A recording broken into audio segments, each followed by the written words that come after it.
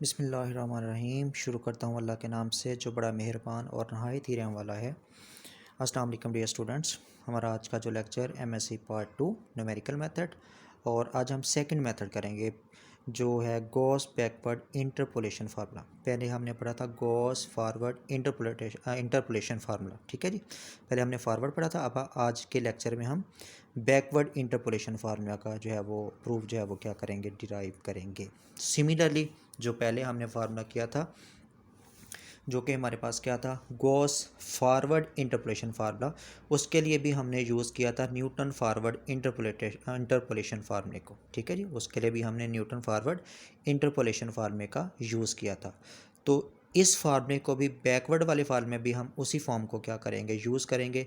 To prove this formula we again use Newton's forward interpolation formula, ठीक है जी। That is वो क्या है, y P is equal to why not plus P del of y not plus p into P minus one divided by 2 factorial del square y not plus p into P minus one p minus 2 over 3 factorial del cube Y nought, ठीक है जी, plus up to so on. इसको हम again equation number 1 का ही नाम दे लेते हैं। अब हम काम क्या करेंगे, इसमें जो हमारे पास p है वो क्या चीज़ है, first term minus second term minus first term divided by क्या आ जाएगा, उसके इंटरवल की लेंथ आ जाएगी। मतलब p is equal to x minus x nought divided by h. And also we have, अब इसमें भी हमने डिफरेंस फार्मूले की जो हमने टेबल पढ़ा हुआ है उसमें से हम लोग इसकी जो वैल्यूज़ हैं वो हम क्या करेंगे, यूज़ करेंगे। 3-4 वैल्यूज़ हम उसमें से निकालेंगे, वो निकाल के हम जो forward Newton forward interpolation formula है उसमें यूज़ करेंगे, ताकि हमारे पास रिजल्ट बन जाए बैकवर्ड इंटरपोलेशन फार्मूले का, ठीक है जी। तो सबसे पहले जो हम उसका डिफरेंस यूज़ करेंगे, जो कि हमें पता है टेबल से हमने किया हुआ है कि डेल ऑफ वाई नॉट जो है वो बराबर होता है del of E y minus one. E means 1 plus del, ठीक हो गया जी। तो जब हम इन तीनों को मल्टीप्लाई करेंगे तो हमारे पास आंसर क्या बन जाएगा, del of Y minus one plus आगे डेल स्केयर वाई माइनस 2। इसको आप इक्वेशन नंबर 2 का नाम दे लो, ठीक है जी।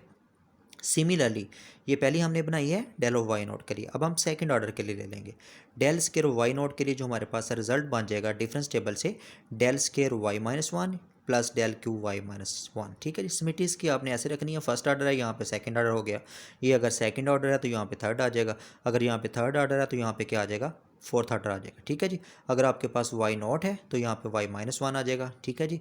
अगर यहाँ पे आपके पास वाई माइनस वन है तो यहाँ पे वाई माइनस टू, यानी कि एक एक आपके पास वैल्यू कम होते जाएगी, यहाँ से जो आपके पास एक एक ऑर्डर है वो उसका क्या होता जाएगा, बढ़ता जाएगा, ठीक। तो तीसरी इक्वेशन हमारे पास ये बन गई। सिमिलरली अगर आप तीसरे ऑर्डर के लिए इसकी जो इक्वेशन है वो लिखना चाहोगे तो वो बन जाएगी del cube Y naught is equal to del cube Y minus one plus आगे del four Y minus one ETC, ठीक है जी। इसे आप जितनी मर्जी आगे आप इक्वेशन सिमिलरली करके डिराइव कर सकते हो, यानी कि बना सकते हैं हम लोग। अब उससे पीछे वाली टर्म, ये तो वाई नॉट के लिए, अगर वाई नॉट से पीछे वाली एक दो टर्म हम लिखना चाहें उसकी डिफरेंस टेबल से, तो वो क्या होंगी, आल्सो तीसरे ऑर्डर के लिए del cube Y minus one which is equal to del cube Y minus two plus आगे del four Y minus two, ठीक है जी। इसको आपने इक्वेशन नंबर 5 का नाम दे लिया।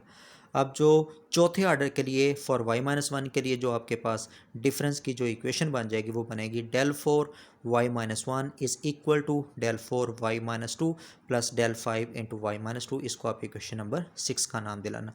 ये सारी जो हमने डेरिवेशन लिखी हुई हैं डिफरेंस की, ये हम टेबल जो हमने पढ़ा हुआ है डिफरेंस टेबल जो है वो लिखवाया भी हुआ है, बल्कि आप लोगों को वहाँ से आप लोग उसको चेक कर सकते हो, देख सकते हो, ठीक है।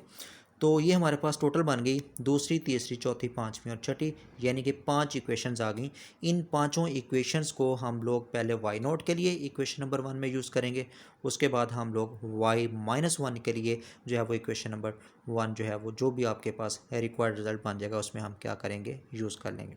तो करना क्या अब हम लोगों ने, now substituting for del o y nought, जो कि हमने ये पहली टर्म निकाली हुई है, उसके बाद del square y nought second order की, उसके बाद डेल क्यू वाई नॉट, ठीक है जी, तीसरे ऑर्डर की, इन तीनों को दूसरी से लेकर छठी इक्वेशन तक जो भी आपके पास हमने जो वैल्यूज़ निकाली हुई हैं सेकंड ऑर्डर के लिए, थर्ड ऑर्डर के लिए एट वाई नॉट, ठीक है जी, वो हमने इक्वेशन नंबर जो 1 है जो कि हमारे पास न्यूटन फॉरवर्ड इंटरपोलेशन फॉर्म में की है, उसमें हम एक एक करके क्या करेंगे, इसका यूज़ कर लेंगे। तो जो आपके पास जो पहली ये वाली इक्वेशन है जिसको हमने इक्वेशन नंबर 1 का नाम दिया है वो क्या बन जाएगी, y P is equal to Y nought, ठीक है जी, प्लस पी इंटू, अब देखें डेल ऑफ वाई नॉट है तो डेल ऑफ वाई नॉट की हमने वैल्यू ये निकाली हुई है del of Y minus one plus del square Y minus one, ये हमने उसकी जगह उसकी वैल्यू लिख दी। प्लस आगे तीसरी term p into P minus one over two factorial, आगे उसके बाद है जी डेल स्केयर वाई नॉट। अब हमने डेल स्केयर वाई नॉट की जो वैल्यू निकाली है वो है हमारे पास del square Y minus one plus आगे del cube Y minus one, ये हमने उसकी जगह उसकी वैल्यू पुट कर दी। प्लस चौथी term p into P minus one into P minus two divide by three factorial.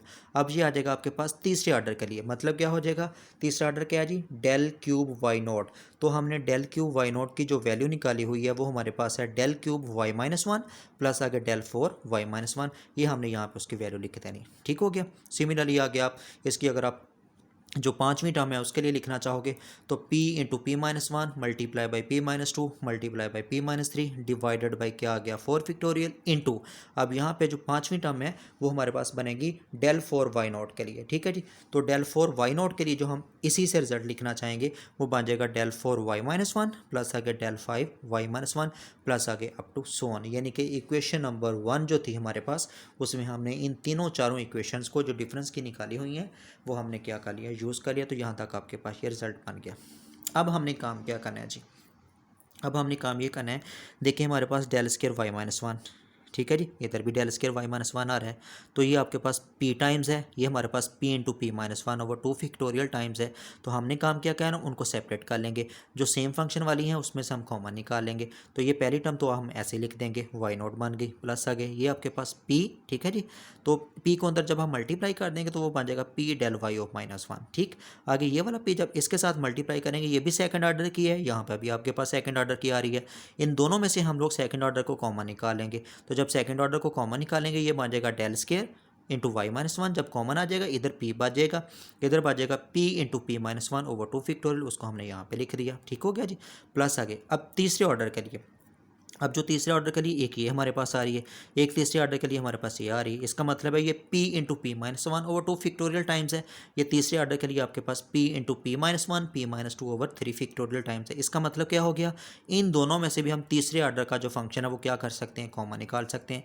जब हम तीसरे ऑर्डर का फंक्शन कॉमन निकालेंगे तो इधर से पहली टर्म बचेगी p into P minus one over two factorial plus इधर आपके पास क्या बचेगी p into P minus one p minus two over three factorial, ठीक है जी। प्लस आगे उसके बाद जब हम इसकी चौथी टर्म लिखेंगे, इधर हमारे पास देखें फोर्थ ऑर्डर के लिए y माइनस वन आ रहा है, इधर भी फोर्थ ऑर्डर के लिए y माइनस वन आ रहा है, ठीक हो गया। यानी कि इसमें से भी और इसमें से भी हम फोर्थ ऑर्डर को कॉमन निकालेंगे, कॉमन निकालने के बाद उनके जो कांस्टेंट हैं उनको हम क्या कर देंगे, सम की फॉर्म में लिख देंगे। तो जब हम इसके चौथे पाँचवीं टर्म के कांस्टेंट को सम की फॉर्म में लिखेंगे तो देखिए हमारे पास जो इसका रिजल्ट है वो क्या बन गया जी,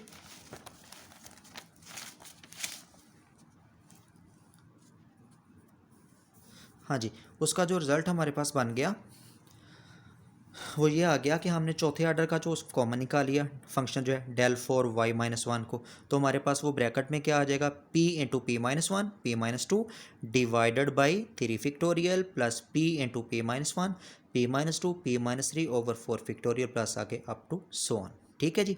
अब इसके बाद हमने इसकी सिंप्लीफिकेशन करनी है। सिंप्लीफिकेशन करने का मकसद क्या है कि जो हमारे पास जैसे ये डेल फोर है चौथे ऑर्डर के लिए वाई माइनस वन के लिए जो उनके कांस्टेंट है उनको हम सम की फॉर्म में लिख देंगे। इससे पीछे डेल क्यूब के लिए वाई माइनस वन है उनके कांस्टेंट को हम क्या कर देंगे, ऐड करके लिख देंगे।